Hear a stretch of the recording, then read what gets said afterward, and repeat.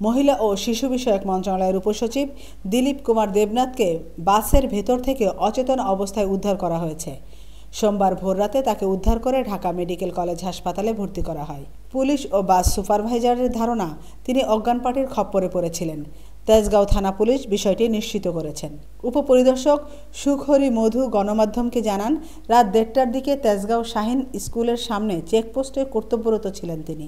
তখন হামজা এক্সপ্রেসের একটি বাস সেখানে এসে থামে এবং স্টাফরা তাকে জানান যে বাসের মধ্যে একজন ব্যক্তি অচেতন হয়ে আছেন। দিলীপ কুমারকে উদ্ধারের পর রাতেই তাকে ঢাকা মেডিকেল কলেজ হাসপাতালে মেডিসিন বিভাগে ভর্তি করা হয়।